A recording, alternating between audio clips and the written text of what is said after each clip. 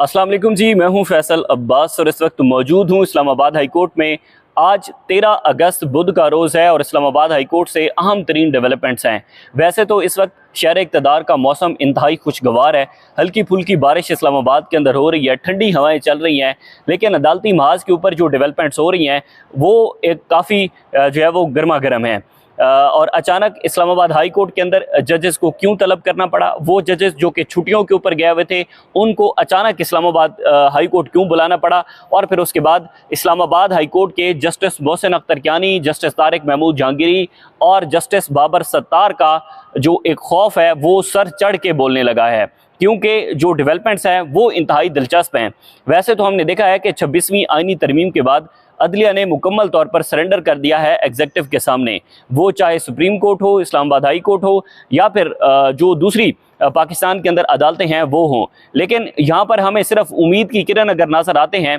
तो वो Islamabad high court के ख़त लिखने वाले वो वाहिद 5 जजेस जिन्होंने सबसे पहले पाकिस्तान की खुफिया एजेंसियों की मुदाखलत को एक्सपोज किया और उन्होंने एक लेटर लिखा सुप्रीम जुडिशल कमीशन को, और उसके अंदर उन्होंने इंकशाफात किए कि किस तरह से पाकिस्तान की जो एग्जीक्यूटिव है वो मुदाखलत करती है जुडिशल मैटर्स में और फैसले अपनी मर्जी के फैसले दिलवाने के लिए किस तरह से अमल किया जाता है। फिर हमने देखा कि उस खत की बुनियाद पर 26वीं आईनी तरमीम आई और पूरे पाकिस्तान की अदलिया को यरगमाल बना लिया गया। फिर हमने देखा एक बड़ी तब्दीली आई, बड़ी तब्दीली इस्लामाबाद हाई कोर्ट के अंदर आई,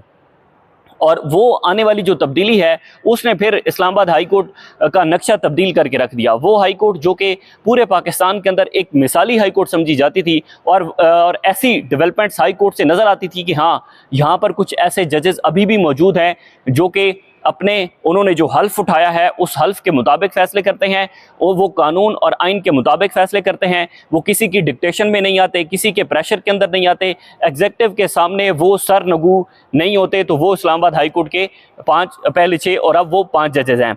तो अब चूंकि इस्लामाबाद हाई कोर्ट इंतहाई जो है वो गैर मामूली सूरत हाल है, तब्दील हो चुकी है। इस्लामाबाद हाई कोर्ट के chief justice Sarfaraz Dogar, justice Mohammad Asif, justice Azam Khan और उसके बाद जस्टिस इनाम अमीन मिन्हाज साहब और जस्टिस अरबाब मोहम्मद ताहिर साहब, इन जजेस के आने के बाद जो है वो बशमूल जस्टिस अरबाब मोहम्मद ताहिर साहब जिनका बलूचिस्तान से ताल्लुक़ है और वो अब भी रियासत को प्यारे हो चुके हैं, और जहाँ पर इस पूरी अदलिया ने सरेंडर किया है एग्जीक्यूटिव के सामने, उनमें अब जो है वो जस्टिस अरबाब मोहम्मद ताहिर साहब जिनका बलूचिस्तान से ताल्लुक़ है वो भी शामिल हैं। सूरत हाल को यूँ है कि हमने देखा कि जब से chief justice Islamabad high court justice Sarfaraz Dogar साहब आए हैं, तब से इस्लामाबाद हाई कोर्ट के ख़त लिखने वाले जजेस से इंतकामी कार्रवाइयाँ ली जा रही हैं, और वो इंतकामी कार्रवाइयाँ मुख्तलिफ सूरत के अंदर हैं। वो इंतकामी कार्रवाइयाँ इस सूरत के अंदर भी हैं कि उन जजेस की अदालतों के अंदर सियासी केसेस नहीं लग रहे, उन जजेस की अदालतों ख़त लिखने वाले जजेस की अदालतों के अंदर जो है वो मिसिंग पर्सनस के केसेस नहीं लग रहे। ख़त लिखने वाले जजेस की अदालतों में इस वक्त जो एक पॉलिटिकल पार्टी है जो कि इंतकामी निशान बनी हुई है, तहरीक इंसाफ, उसके केसेस हमने देखा है कि ख़त लिखने वाले जजेस की अदालतों के अंदर नहीं लग रहे। उसकी सबसे बड़ी वजह क्या है? सबसे बड़ी वजह यही है उसकी कि जनाब यहाँ पर चूँकि एग्जीक्यूटिव को भी पता है, जो केसेस लगाने वाले हैं उनको भी पता है कि आइन और कानून के मुताबिक फ़ैसले आएंगे, और एग्जीक्यूटिव ये नहीं चाहती कि फ़ैसले ये आइन और कानून के मुताबिक आएँ, बल्कि एग्जीक्यूटिव ये चाहती है कि वो ऐसे जजेस के सामने इन केसेस को लगाया जाए जो जजेस इस वक्त अदलिया के सामने सरेंडर कर चुके हैं और जो इस 26वीं आईनी तरमीम के बेनिफिशरी हैं, रियासत का हिस्सा हैं, रियासत के बड़े वो एसेट्स हैं, उन जजेस के सामने लगाए जाएँ और वो रियासत को किसी किस्म की कोई हीट ना पहुँचने दें एटलीस्ट। तो अब जब से हमने देखा है कि अदालती छुट्टियां हुई हैं, तब से ये इंतहाई दिलचस्प डेवलपमेंट है, और डेवलपमेंट ये है कि चीफ जस्टिस सरफराज डोगर ने इस्लामाबाद हाई कोर्ट के ख़त लिखने वाले जजेस की अदालतों में उनका जो डिवीज़न बेंच है वो आज तक नहीं बनाया। किसी डिवीज़न बेंच में उनको शामिल नहीं किया गया। Justice Tariq Mahmood Jahangiri, justice Babar Sattar, justice Mohsin Akhtar Kayani, उसके बाद जस्टिस सरदार इजाज़ इसाक खान साहब और जस्टिस समन रिफत इम्तियाज़ साहिबा, इन 5 जजेस को किसी भी डिवीज़न बेंच का हिस्सा नहीं बनाया गया। हमने देखा कि 190 बिलियन पाउंड केस के अंदर जस्टिस सरफराज डोगर और जस्टिस मोहम्मद आसिफ का डिवीज़न बेंच बना। उस डिवीज़न बेंच ने केस की समाअत की, छुट्टियाँ आई, छुट्टियों में एक समाअत भी नहीं हुई। 2 मरतबा जस्टिस मोहम्मद आसिफ और चीफ जस्टिस सरफराज डोगर साहब का डिवीज़न बेंच था, लेकिन केस नहीं लगाया गया। अब हुआ कुछ यूँ कि गुज़िश्ता हफ्ते, यानी कि ये जो रवां हफ्ता है, इस रवां हफ्ते का हर रवां हफ्ते का इस्लामाबाद हाई कोर्ट के अंदर एक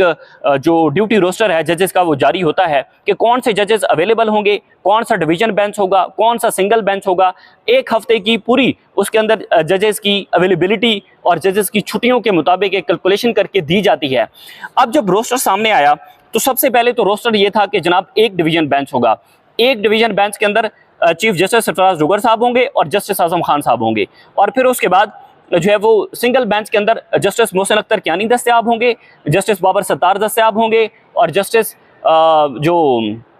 तारिक महमूद जहांगीरी साहब हैं वो भी दस्तयाब होंगे और जस्टिस आजम खान साहब भी जो है वो दस्तयाब होंगे। उसके बाद होता कुछ यूँ है कि पता चला जनाब कि जो जस्टिस आजम खान साहब हैं वो तो छुट्टियों के ऊपर हैं। उनकी जो छुट्टियां हैं, ये छुट्टियों की उनकी तारीख यहाँ पर लिखी हुई है कि जस्टिस आजम खान साहब की जो छुट्टियों की तारीख है वो 1 अगस्त से लेकर 30 अगस्त तक वो छुट्टियों के ऊपर हैं।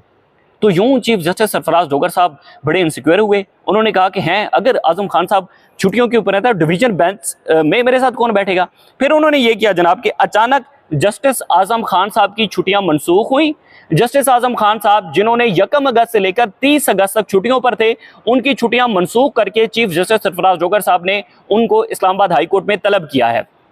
उनकी छुट्टियां मनसूख की हैं। उसकी सबसे बड़ी वजह क्या थी? बड़ी वजह यही थी कि मुझे कहीं पर जस्टिस मोहसिन अख्तर कियानी को बेंच में ना बिठाना पड़े, बाबर सत्तार को बेंच में बिठाना पड़े, या तारिक महमूद जहांगीरी साहब को कहीं बेंच में ना बिठाना पड़े और फिर मुझे कहीं पर एम्बेरसमेंट का सामना ना हो। क्योंकि इतलात ये भी हैं कि ये जो खत लिखने वाले जजेस हैं वो जजेस किसी सूरत में जो नए आने वाले जजेस हैं उनके साथ किसी डिवीजन बेंच के अंदर बैठने के लिए तैयार नहीं है और किसी डिवीजन बेंच का हिस्सा नहीं होंगे, क्योंकि ये जजेस अदलिया के सामने सरनगू नहीं होते और जो इस वक्त सरनगू हैं, रियासत के एसेट्स हैं, उनके सामने ये जजेस उनके साथ बैठने के लिए तैयार नहीं है जो कि खत लिखने वाले जजेस हैं। तो जब 1 अगस्त से 30 अगस्त तक आजम खान साहब छुट्टियों पर थे तो चीफ जस्टिस सरफराज जोगर साहब ने 9 अगस्त को एक नोटिफिकेशन निकाला। एक नोटिफिकेशन के अंदर लिखा गया कि जनाब जस्टिस आजम खान साहब की छुट्टियां मनसूख की जाती हैं। जस्टिस आजम खान साहब सोमवार वाले दिन से लेकर जुमे वाले दिन तक इस्लामाबाद हाई कोर्ट आएँ और यहाँ पर अपनी जो ड्यूटी है वो सरअंजाम दें। अब 11 अगस्त से लेकर 20 अगस्त तक जस्टिस आजम खान साहब इस बेंच का हिस्सा होंगे जो कि चीफ जस्टिस सरफराज जोगर साहब के साथ बैठेंगे। यकीनन चीफ जस्टिस जो है वो इसके ऊपर इंतहाई खौफ में मुब्तला हैं और वो खौफ में इस वजह से मुब्तला हैं कि कहीं तारिक जहांगीरी साहब, बाबर सत्तार साहब, इजाज़ इसाक साहब को ना बिठाना पड़े। और हाई कोर्ट के अंदर जब वो अकेले हुए तो उन्होंने जजेस की छुट्टियां मनसूख कर दी, वो जजेस जो कि उनके ग्रुप का हिस्सा हैं। और जाहिर है जब आप किसी की सीनियरिटी को मार के आप चीफ जस्टिस बनते हैं और जाहिर है किसी के हक को मारकर आप एक कुर्सी के ऊपर बैठते हैं तो फिर इस तरह का खौफ तो होता है। फिर इस तरह के अक़दामात भी आपको लेने पड़ते हैं, फिर खुद को सिक्योर भी करना पड़ता है। और फिर इतनी बड़ी अदालत के अंदर बैठकर आप जब खुद को अकेला महसूस करते हैं और आप किसी खौफ में मुब्तला हो जाते हैं, आप अजीब किस्म की एक एम्बेरसमेंट से बचने के लिए फिर जो है वो इन जजेस को वापस बुलाना पड़ा। और अब आजम खान साहब जो है वो बैठे हैं। 9 तारीख को एक नोटिफिकेशन निकाला गया और उसमें पहले तो 1 अगस्त से 30 अगस्त तक आजम खान साहब छुट्टियों पर थे, लेकिन फिर 11 से 20 तक उनको साथ बिठाना पड़ा और अब चीफ जस्टिस सरफराज जोगर साहब के साथ वो इस वक्त डिवीजन बेंच का हिस्सा हैं और केसेस की समाअत कर रहे हैं। अब यानी कि ये वो छोटी छोटी चीज़ें हैं जो कि आपके सामने इसलिए भी रखना ज़रूरी होती हैं कि ये वो अदालतें हैं जो कि अवाम के टैक्स के पैसों से चलती हैं। इन जजेस को अवाम के टैक्स के पैसों से मराद जाती हैं। इन जजेस की फैमिलीज़ अवाम के टैक्स के पैसों से जो है वो लग्जरी लाइफ गुजारती है। और इस्लामाबाद के पोश सेक्टर्स के अंदर उनके बड़े बड़े आलीशान किस्म के घर हैं, बंगले दिए जाते हैं। ज़ाहिर है वो अवाम के टैक्स के पैसों का है और अवाम का मफाद और अवाम की जो एक इंटरेस्ट है वो इस बात के अंदर होना चाहिए कि उनके टैक्स के पैसों से कहाँ पर क्या क्या चीज़ें हो रही हैं, कहाँ पर अपने जो इख्तियारात हैं उनका गलत इस्तेमाल हो रहा है, कहाँ पर जो इख्तियारात हैं उनका गैर कानूनी तौर पर इस्तेमाल हो रहा है। और एक सियासी जमात को साइड लाइन लगाने के लिए, एक सियासी जमात को खुडे लाइन लगाने के लिए क्या क्या हरबे इस्तेमाल किए जा रहे हैं, ये उसकी एक कहानी है। अब देखें ना कि छुट्टियों के अंदर भी 2 मरतबा डिवीजन बेंच बैठा जस्टिस आसिफ और जस्टिस सरफराज जोगर साहब का, लेकिन उन दोनों हफ्तों के अंदर 190 मिलियन पाउंड के समाअत के लिए मुकर्रर नहीं किया जा रहा। अब जाहिर है आइन ये कहता है कि आइन के मुताबिक आपने हमेशा जो जमानत का मामला होता है उस जमानत के मामले को अर्जेंट नौयत पर सुनना होता है। ताकि अगर जो कैदी है वो कैदी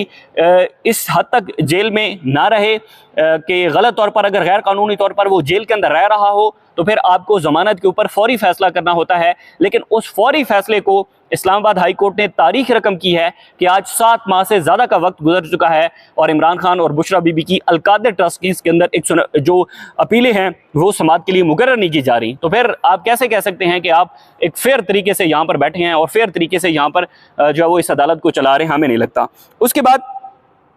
दूसरी अहम तरीन डेवलपमेंट है जी, और वो डेवलपमेंट ये है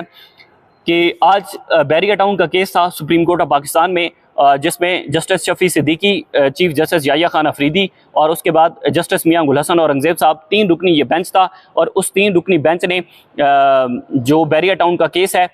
जो कि इस्लामाबाद हाई कोर्ट के ऑर्डर के खिलाफ दरख्वास्त है, उसको सुनने से इनकार कर दिया है। और चीफ जस्टिस याहिया अफरीदी ने कहा है कि पहले जो बेंच इस केस को सुन रहा था, यानी कि जस्टिस अमीनुद्दीन खान की सरबराही के अंदर जो बेंच इसको सुन रहा था वही इसको सुनेगा, और उन्होंने केस सुनने से इनकार किया है। उसके बाद एक अहम तरीन और डेवलपमेंट थी, तहरीक इंसाफ के लोग इस वक्त इस्लामाबाद हाई कोर्ट से रिजू कर रहे हैं। रिजू इस बात पे कर रहे हैं कि उनके मुकदमात की तफसीलात की जो फरामी है वो की जाए। तो इस हवाले से आज आज़म सवाती की दरख्वास्त के ऊपर समाअत थी। चीफ जस्टिस सरफराज जोगर साहब की अदालत के अंदर ये समाअत हुई और इसमें अदालत ने वज़ीर दाखिला को आज़म सवाती के ख़िलाफ़ दर्ज मुकदमात की तफसीलात की फरामी जो है वो यकीनी बनाने की हिदायत की है। और इस हवाले से जो आज़म सवाती के वकील हैं सुहेल सवाती, वो अदालत के अंदर पेश हुए और उन्होंने कहा कि दरख्वास्त गुजार ख़ुद को सरेंडर और अदालतों से रिजू करना चाहते हैं। तो इस हवाले से तहरीक इंसाफ, मैं पहले भी अपनी वीडियो के अंदर ये जिक्र कर चुका हूँ कि वो सोच रही है कि पहले तमाम केसेस के फैसले आ जाएं। जब तमाम केसेस के फैसले आ जाएंगे तो फिर उसके बाद तहरीक इंसाफ एक ही मरतबा अदालतों के सामने सरेंडर करेगी और वो जितने भी मुकदमात होंगे उन मुकदमात के अंदर अपनी जो सज़ा के खिलाफ अपीलें होंगी वो दायर करेगी और अदालतों के सामने सरेंडर भी करेगी, अदालतों के सामने रिजू भी करेगी। सूरत हाल इंतहाई दिलचस्प है, इंतहाई गैर मामूली सूरत हाल है। इससे पहले इस हाई कोर्ट के अंदर हमने ऐसी सूरत हाल नहीं देखी जो कि अब हमें होती दिखाई देती है। अदलिया से पाकिस्तानी अवाम को कोई ज़्यादा उम्मीदें नहीं रखनी चाहिए, क्योंकि अदलिया इस वक्त एक ऑर्डर के ऊपर जो है वो चल रही है और वो ऑर्डर आइन और कानून का ऑर्डर नहीं है, वो ऑर्डर जो है वो मुक्तदिरा का है। और मुक्तदिरा जो ऑर्डर करती है अदलिया उसके सामने इस वक्त पूरी पाकिस्तान की अदालतों के अंदर जो है वो रियासत के एसिड्स जजेस बैठे हैं और रियासत के एसिड्स जजेस फिर इसी तरह की कार्रवाइयाँ करते हैं कि आप देख लें कि 9 मई के केसेस के अंदर चाहे वो जिसने डंडा उठाया हुआ था, जिसने बंदूक उठाई हुई थी, जिसने साजिश की थी, जिसने जो कुछ किया था, हर को 10-10 साल सजा हुई है। यानी कि हैरान कुन तौर पर कि कोई नहीं देखा गया कि इसके ऊपर चार्जेस क्या लगते हैं और इनके चार्जेस कितनी सज़ा मुकर्रर करते हैं कि वो 10 माह की सज़ा है, 5 साल की सज़ा है, 2 साल की सज़ा नहीं। उन्होंने कहा दें 10-10 साल की सज़ा और इनको 9 मई के अंदर जो है वो कन्विक्ट करें।